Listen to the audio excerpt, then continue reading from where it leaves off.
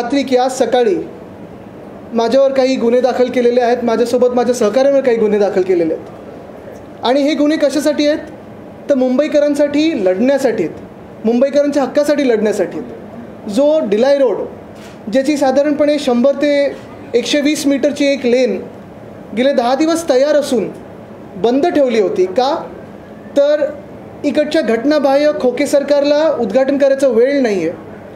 ती लेन बंद ठेवण्यात आल्यानंतर आपण पाहत असाल गेले अनेक वर्ष त्या डिलाय रोडच्या आजूबाजूच्या राहणाऱ्या रहिवाशांना आणि आजूबाजूला काम करणाऱ्या लोकांना, रोज जे आमच्या वरळीत येऊन काम करत असतात जे फ्लोटिंग पॉप्युलेशन, त्यांना अनेक वर्ष हा त्रास होता.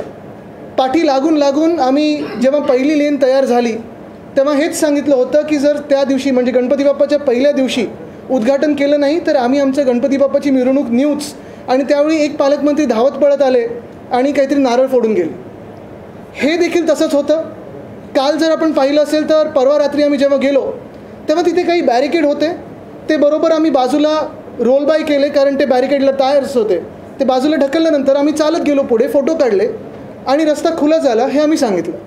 पण हा रस्ता डिलाय रोडचा ही दुसरी जी बाजू आहे ती साधारण 10-15 दिवसापासून तयार होती, रंगरंगोटी झालेली, लेन मार्किंग झालेले, लोड टेस्टिंगसाठी पण आम्ही थांबलो कारण BMCचे काही टेस्टिंग पॅरामीटर्स असतात. हे सगळं झाल्यानंतर आता उद्घाटन कधी करायचं वेळ मिळत नाही म्हणून ही BMC थांबली होती आणि आम्ही काल परवाकडे अभिमानाने उद्घाटन केलेलं आहे. एक तुम्हाला सांगतो, जी काल माझ्यावर गुन्हे दाखल केलेत आज सकाळी जी केस झालेली आहे, माझी ह्याला एकच साधी सोपी रिॲक्शन आहे की मुंबईकरांसाठी आणि महाराष्ट्रासाठी लढत असताना जर माझ्यावर असे गुन्हे दाखल होत असतील तर आज माझ्या आजोबांना अभिमान असता असे हे गुन्हे दाखल झालेले आहेत.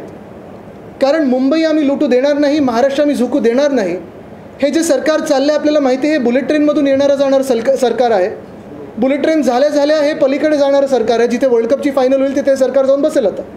पण मूळ मुद्दा हाच आहे की जे काही गुन्हे दाखल केलेले आहेत, अतिक्रमण वगैरे, मला वाटतं पहिले गुन्हे जे दाखल व्हायला पाहिजेत ते जे 2 पालकमंत्री आहेत, एक बिल्डर पालकमंत्री आहेत आणि एक दुसरीकडचे पालकमंत्री आहेत जे BMCमध्ये जाऊन अतिक्रमण करून बसलेले आहेत, त्यांच्यावर गुन्हे का नाही दाखल झालेले आहेत. आणि जर गुन्ह्याचंच बोलायचं असेल तर जे प्रशासक आहेत, जे म्युन्सिपल कमिशनर आहेत, कदाचित मी ऐकतोय त्यांना बदलीकडून कुठे पलीकडे जायचं आहे, दिल्लीला जायचं आहे की कुठे प्रमोशनवर जायचं आहे.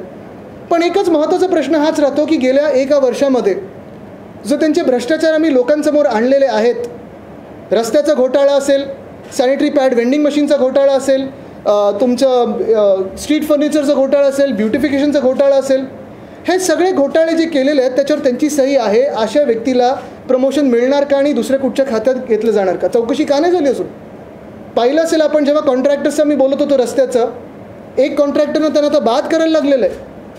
पण आमच्यावर रस्ता चांगला तयार झाल्यानंतर लोकांसाठी तुम्ही उघडत नाही म्हणून आम्ही जेव्हा तो उघडून देतो तेव्हा आमच्यावर गुन्हा दाखल होतो. पण त्या कॉन्ट्रॅक्टरवर अजून गुन्हा दाखल झाला नाही किंवा त्याचं ब्लॅकलिस्टिंग झालं नाही. हे कोणाचं सरकार आहे? बिल्डर आणि कॉन्ट्रॅक्टरचं सरकार आहे. दुसरी गोष्ट, सॅनिटरी पॅड वेंडिंग मशीन, आपल्याला माहिती आहे ते काम थांबलेलं आहे पण तरी देखील कॉन्ट्रॅक्टरला ह्यांना पैसे द्यायचे का तर 23,000चं मशीन हे 76,000 रुपयाला घेतात आणि तरी देखील अजून ब्लॅकलिस्टिंग होत नाही. स्ट्रीट फर्निचर, आम्ही हा घोटाळा आपल्यासमोर आल्यानंतर राज्यपाल महोदयांसमोर आणल्यानंतर हे काम तरी देखील थांबलं आहे पण अजूनही प्रयत्न चालू आहे की 22 कोटी त्या कॉन्ट्रॅक्टरला द्यायचे. म्हणजे गुन्हे जे सत्यमेव जयतेच्या सोबत उभे राहतात त्यांच्यावर दाखल केले जातात, पण सत्तामेव जयते किंवा कॉन्ट्रॅक्टरमेव जयते जे बोलतात त्यांच्यावर गुन्हे दाखल केले जात नाहीत. आणि म्हणूनच काल पण मी आपल्याला पाठवलं होतं, मी काल राज्यपाल महोदयांना पत्र लिहिलेलं आहे, त्याच्यात 5 महत्त्वाचे विषय मी घेतलेले आहेत. पण मला वाटतं त्या विषयांचा जो सार आहे तो एवढाच आहे की राज्यपाल महोदयांनी मुख्यमंत्री जे घटनाबाह्य आहेत, ज्यांचे आता थोडेच दिवस राहिलेले आहेत, 31 नंतर बाद होणार आहेत, त्यांना बोलून घ्यावं आणि थोडी समज द्यावी की राज्यात पण थोडं लक्ष द्यावं. नुसतं घराघरा फिरता, इतर राज्यांमध्ये तुम्ही प्रचार करायला जाता, घाणेरडं राजकारण व्यस्त असता, पण राज्यात थोडं लक्ष द्यावं. कारण 2-4 उदाहरणं तुमच्यासमोर आणतो मी. पहिली गोष्ट म्हणजे आपल्याला माहिती आहे परवाकडेच नवी मुंबई मेट्रो ही सुरू झाली. पण ही कधी सुरू झाली? पत्रकार परिषदेतून मी 2-3दा विषय घेतल्यानंतर आणि एक ट्विट झाल्यानंतर कुठेही गाजावाजा न करता त्यांनी सुरू केली. पण 5 महिन्यापासून ही मेट्रो तयार होती, टेस्टिंग झालं, सगळं होतं, पण थांबली का होती? कारण उद्घाटनाची वेळ मिळत नाही.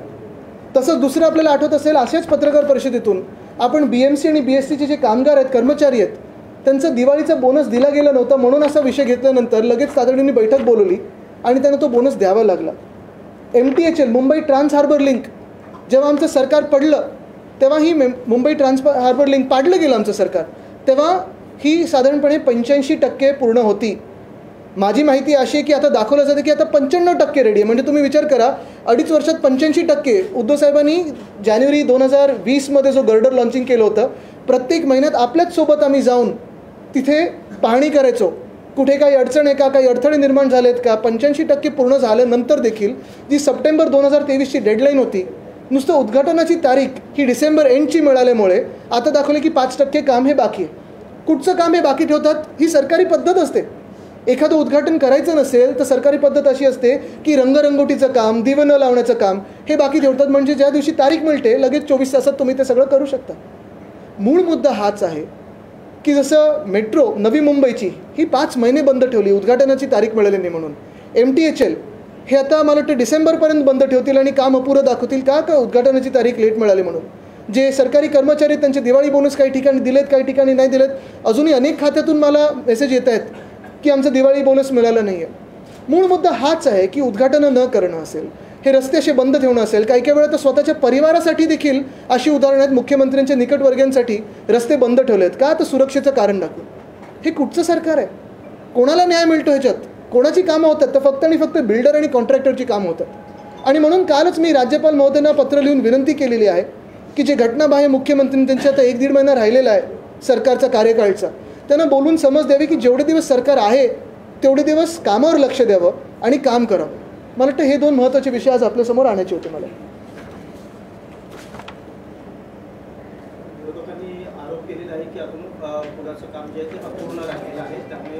चला ना आपण आत्ता जाऊया आणि पाहूया. आत्ता त्यांनी सांगितलं 2 दिवसात खुले करतात. आम्ही सगळं बघा, प्रत्येक गोष्ट वेदांता फॉक्सकॉनपासून आत्तापर्यंत सगळे जे विषय घेतलेले आहेत ते अभ्यासपूर्व विषय घेतलेले आहेत. खोलाचा अभ्यास केलेला आहे. कुठेही एक खोके सरकार आम्हाला खोडू शकलेलं नाही आहे. आणि म्हणून तुम्हाला सांगतो की ज्या माझ्याच मतदारसंघात आहे, पहिलं तर गुन्हा दाखल करणं हा एवढी गमतीची गोष्ट झालेली आहे. कारण माझ्या मतदारसंघात असताना, मी स्थानिक आमदार असताना, तिथे पूल तिथे गेल्यानंतर माझं काही अधिकार नाही तिथे जाऊन पाहणी करण्याची किंवा तो रस्ता बाजूला करून उद्घाटन करण्याची. आम्ही लोड टेस्टिंगसाठी थांबलो, त्यांचं रंगरंगोटी होती त्याच्यासाठी थांबलो. प्रत्येक महिन्यात तुम्हीच माझ्यासोबत आलेला तिथे पाहणी करायला. आत्ता चला आत्ता दाखवतो तुम्हाला परत. कदाचित तुमच्यावर पण गुन्हे दाखल होऊ शकतात. पण बघा कुठच्या प्रकारचा गुन्हा, एकदम सिरियस प्रकारचा असेल तर तुम्हाला भाजपात घेऊन मग मुख्यमंत्री उपमुख्यमंत्री बनवलं जाईल.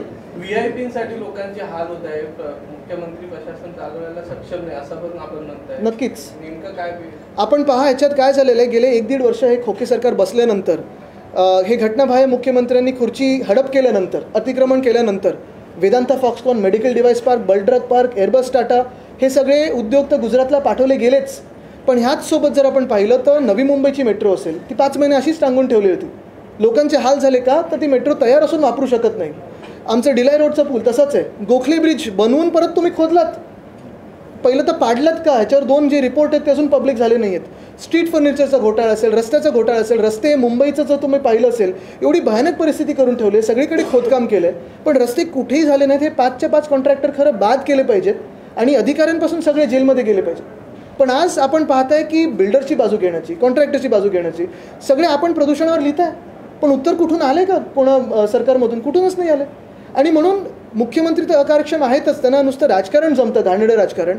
पण महत्त्वाची गोष्ट हीच आहे की माझी हीच विनंती राहील की राज्यपाल महोदयांनी त्यांना बोलून समज द्यावे की थोडं कामावर लक्ष द्या. आता तुम्ही बघा, जसं हा रस्ता बंद ठेवला, मुख्यमंत्र्यांच्या परिवारासाठी तो रस्ता बंद ठेवला नव्हता. अजूनही तो कॉन्वॉय जाताना त्यांचा काही रस्ते बंद करतात. मग एका वेळी जे आम्हाला भाजपाने सांगितलेलं की आम्हाला लाल दिवे नको आहेत आणि VIP कल्चर नको आहे, हे मग कुठचं कल्चर आहे? काम अर्धवट होतं आणि काम अर्धवट राहिल्यामुळे प्रवाशांच्या आणि नागरिकांच्या जीवाला धोका निर्माण होऊ शकतो, असं याच्यामध्ये. प्रवासी आणि नागरिकांच्या जीवाला धोका निर्माण होऊ शकतो. मग जे लोक ज्यांनी हिंदू सम्राट बाळासाहेब ठाकरे समृद्धी महामार्ग तिथे उद्घाटनाला होते, नंतर जे जीव गेलेत, मग गुन्हा कोणावर दाखल करायचा? MSRDCवर झाला आहे गुन्हा दाखल, मुख्यमंत्र्यांना झाला आहे गुन्हा दाखल. मुख्य गोष्ट हीच आहे की आपण पाहणी करताना, आणि आत्ता पण तुम्ही आत्ता सध्या स्थिती जाऊन पहा, पूर्ण काम झालेलं आहे, एकसुद्धा काम बाकी नाही. जसं मी सांगितलं की पूर्ण अभ्यास करून आम्ही हे काम करत असतो. आता कुठेतरी जाऊन कोणीतरी BMCचा खड्डा खोदून आलं तर मला माहीत नाही. पण हां, कधी कधी जसं मी तुम्हाला परत एकदा सांगतो, MTHLचं काम जे आहे ते तुम्हाला अपुरं दाखवतील मुंबई ट्रान्स हार्बर लिंकचं, कारण उद्घाटनाची तारीख डिसेंबर मिळाले तर सांगतील लेन मार्किंग नाही झालं आहे, लोड टेस्टिंग बाकी आहे. ह्या सगळ्या गोष्टी हे नाटक असतं. आदित्यजी, सरकारी कामात अडथळा आणल्याचा तुमच्यावर नाही, तो गुन्हा नाही दाखल केला त्यांनी अतिक्रमण आरोप आहे. हा आरोप आहे. पण तुम्हाला असं वाटतं का की पोलिसांनी जो गुन्हा दाखल केलेला आहे तो पूर्णपणे प्रामाणिकपणे केलेला आहे की त्यांच्यावर काही राजकीय दबाव आहे? 100 तुम्हाला आता दोन गोष्टी याच्यात. हा, आणि दुसरं, हा जो गुन्हा दाखल झालेला आहे त्याला तुम्ही कायदेशीर दृष्ट्या फेस करणार आहात की पक्ष म्हणून काही आंदोलन होणार? ह्याच्यात पहिली गोष्ट जे आपण सांगितलं ना, अडथळा, ॲक्च्युली जो अडथळा निर्माण होतोय तो ह्या घटनाबाहेर सरकारकडून होतं. सरकारी कामं जी आहेत ती आपण पाहताय चालू असतात. MTHLचं उद्घाटन न होणार का, तर क्रेडिट पाहिजे. डिलाय रोडचं उद्घाटन न होणार का, तर क्रेडिट पाहिजे. नवी मुंबई मेट्रो का, तर क्रेडिट पाहिजे. काल परवाकडेच काही अधिकारी आहेत ज्यांनी नवी मुंबईच्या मेट्रोवर खूप काम केलं, त्यांच्याशी मी फोन करून त्यांचं अभिनंदन केलं की आता झाली सुरू. तर त्यांनी मला हेच सांगितलं की आदित्यजी तुमच्या ट्विटमुळे हे सुरू झालेलं आहे, तर अडथळा मी खरं दूर केला आहे, तर तो गुन्हा असेल तर चांगलं आहे. दुसरी गोष्ट म्हणजे जे केसला आता लढायचं आहे, मी तर सांगतो, परत एकदा सांगतो की अशा जर केसेस माझ्या महाराष्ट्रासाठी लढण्यावर, मुंबईसाठी लढण्यासाठी होत असतील तर आज माझ्या आजोबांना अभिमान असता. आणि जर मला ह्याच कारणासाठी फासावर जरी लटकवायचं असेल तरी लटकवा, पण महाराष्ट्राला झुकू देणार नाही आणि मुंबईला लुटू देणार नाही. मला वाटतं काल परवापर्यंत आपण जर पाहिलं असेल तर जे आतून मला कळतं की ही केस टाकायची नव्हती, कारण केस बनतच नाही, कुठेही हानी झाली नाही, कुठे नुकसान झालं नाही, 1 रुपयाचं कोणाचं नुकसान झालं नाही. पण दबाव एवढा होता की काही CMO मधल्या जवळच्या नातेवाईकांनी असेल, लोकांनी असेल, फोन करून सांगितलं की केस टाकली नाही तर बदली करू. ठीक आहे, मला त्या अधिकाऱ्यांबद्दल सहानुभूती आहे, पण निश्चितपणे कुठेही सुडाचं राजकारण न करता जे आमचं सरकार येणार आहे, जे भ्रष्टाचारी आहेत त्यांना जेलमध्ये टाकल्याशिवाय मी राहणार नाही. आणि हे आम्ही सतत बोलतो म्हणून त्यांच्या मनात एवढी भीती बसली आहे. 2 फॉरेन ट्रिप त्यांना रद्द करायला लागले, 1 मेट्रोचं उद्घाटन करायला लागलं, बोनस द्यायला लागला. ट्विटचा इम्पॅक्ट आहे. आपले काही पदाधिकारी आज नामजोशी मार्ग स्टेशनला पोहोचले आहेत, तर पक्ष म्हणून काही आंदोलन होणार? मला बोलवायचं, चला मीच येतो, आपण सोबत जाऊया. जर मुंबईकरांसाठी लढत असू, महाराष्ट्रासाठी लढत असू, तर गुन्हा काय त्याच्यात? आणि लोकांच्या हिताचं काहीतरी करत असू, कोणाचं नुकसान न होता, तर मग गुन्हा काय? मेट्रो कारशेडचं काम आदित्य ठाकरेंमुळे रखडल्याने 10,000 कोटी सर्वसामान्यांचे नुकसान झालं असं प्रतिक्रिया येते विरोधकांना. कोणाकडून? मनीषा गांधी असं बोलतायत. काय ज्यांना विषय माहिती नाही त्याच्यात उत्तर देऊन उपयोग. कोस्टल रोड प्रकल्प देखील आहे, डिसेंबरपर्यंत पूर्ण होईल अशी. तुम्हाला सांगतो, याच्यात टाईमलाईन अशी होती, कारण तुम्हाला आठवत असेल माझी पद्धत अशी होती, प्रत्येक आठवड्यात आम्ही MMRDAच्या ऑफिसमध्ये बसायचो आणि रिव्ह्यू घ्यायचो. पालकमंत्री म्हणून माझा तो अधिकार होता. त्याच्यात सगळे स्थानिक आमदार, खासदार, नगरसेवक, अधिकारी आणि सगळी जी यंत्रणा असायची ती असायची. त्याच्यात प्रत्येक आठवड्यात कुठे काय अडथळे निर्माण होतात का, दूर कसे करायचे, हे आम्ही सगळ्यांसमोर चर्चा करायचो. आपण पण असायचात आणि प्रत्येक महिन्यात आम्ही व्हिजिट करायचो. कोस्टल रोडचं काम डिसेंबर 2023पर्यंत पूर्ण होणार होतं. ह्यांनी डिझाईन बदलून एस्केलेशन करून घेतलं. का केलं हे आपल्याला माहिती असेल, पण ते झाल्यानंतर आता मला वाटतं कोस्टल रोडचं काम पण पुढे गेलेलं आहे. वर्णी शिवडी कनेक्टर हे ऑक्टोबरपर्यंत पूर्ण काम होणार होतं, ऑक्टोबर 2023, आणि सगळ्यात आधी होणार होतं MTHL सप्टेंबर 2023. पण कुठे ना कुठेतरी स्वतःचे होर्डिंग्स लावायचे, मोठे फोटो लावायचे, 25 फुटाचे कटआउट लावायचे. ह्या कामात व्यस्त असताना प्रिंटिंग झालं नसेल किंवा कॉन्ट्रॅक्टर्सचं प्रिंटिंग झालं नसेल पुरेसं, म्हणून ते रखडलं असेल. केल्यानंतर जे आहे, तुम्ही आता उल्लेख केला की अनेक कामे पूर्ण झालेली आहेत, तुम्ही मंत्र्यांसंदर्भात ट्विट केलं, त्यांचे दौरे रद्द झाले, BMCच्या कर्मचाऱ्यांना बोनस मिळालं. अनेकदा तुमच्या पक्षाकडून सांगण्यात येतं की डेडलाईन सरकारबद्दल दिली जाते, हे सरकार पडणार. अशाच प्रकारचं ट्विट तुम्ही देखील पुन्हा करणार आहेत का? कारण की तुमच्या ट्विटचा पायगुण म्हणा किंवा काय कामे पूर्ण होताना. चला टचवूड. पण पुन्हा लिहिणार नाही त्याच्यात.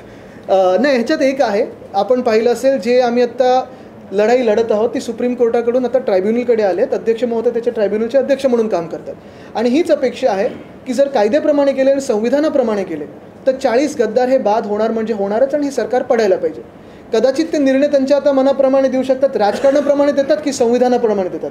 संविधानाप्रमाणे दिलं किंवा जी आम्हाला सुप्रीम कोर्टाची तारीख मिळाली आहे त्या तारखेनुसार हे सरकार बाद होणार म्हणजे होणार.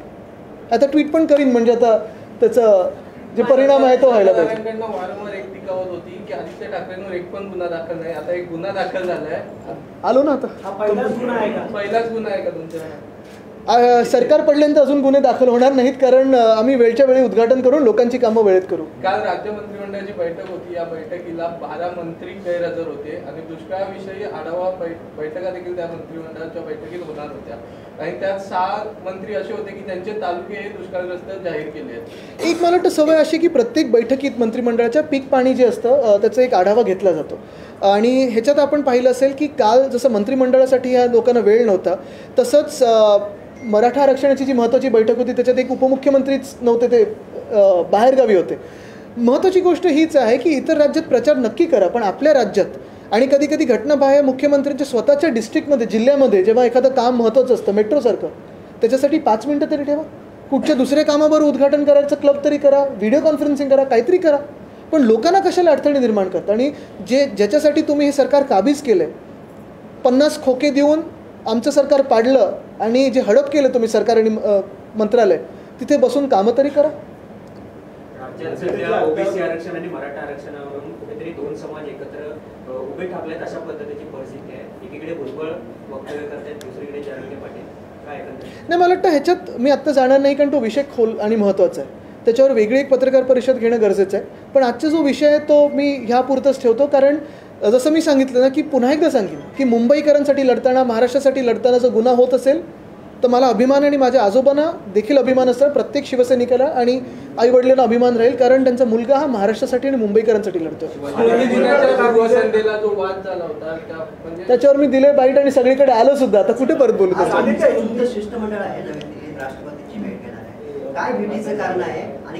मला वाटतं त्यांनी पत्रकार परिषद घेतली, पण ती भेट महत्त्वाची आहे, कारण हे सगळे जे अधिकार आहेत ते आपल्याला माहिती आहे की केंद्र सरकारकडे जाऊ शकतात, लोकसभेकडे जाऊ शकतात. त्यांनी तिकडे तो विषय मांडलेला. आपके ऊपर एफआईआर दर्ज हुई है.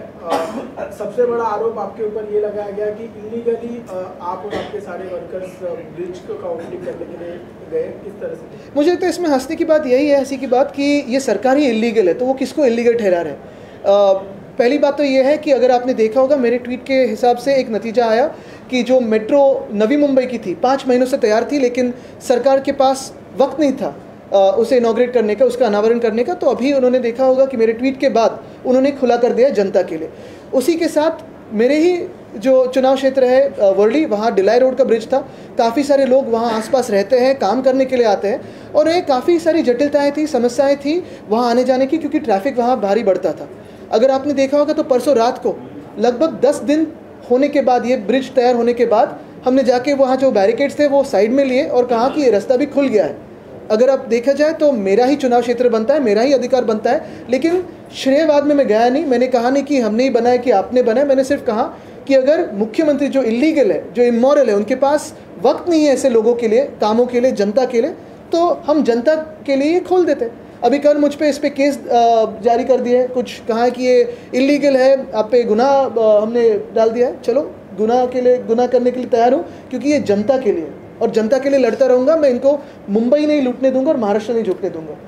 आपने कहा कि बाला साहब को गर्व होता. बिल्कुल, अगर मैं मुंबई के लिए लड़ रहा हूँ, मुंबई के लिए लड़ रहा हूँ, महाराष्ट्र के लिए लड़ रहा हूँ, तो अगर ऐसे मामले में मुझ पर गुनाह अगर दाखिल हो तो बिल्कुल उनको गर्व होगा.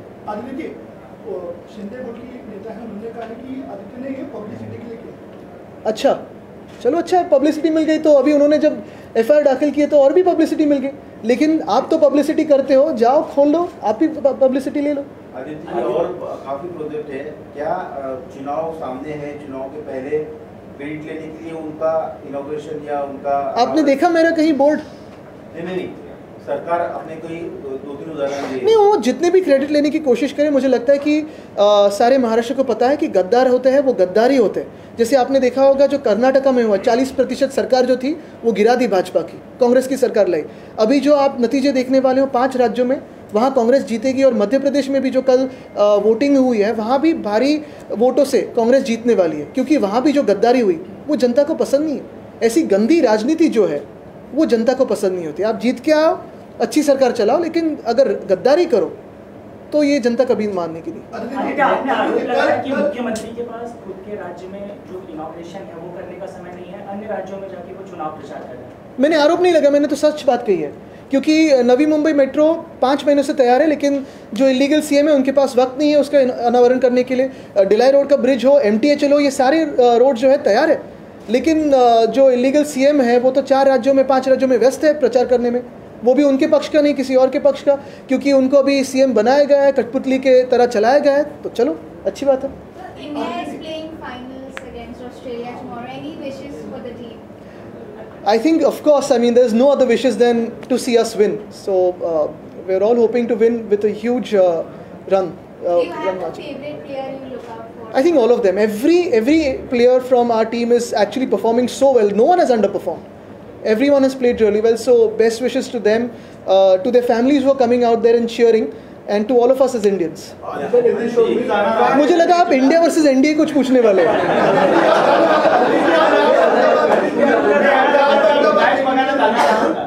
तुम्ही परत गुन्हा दाखल करून घेणार का अतिक्रमणाचा? चलो, थँक्यू.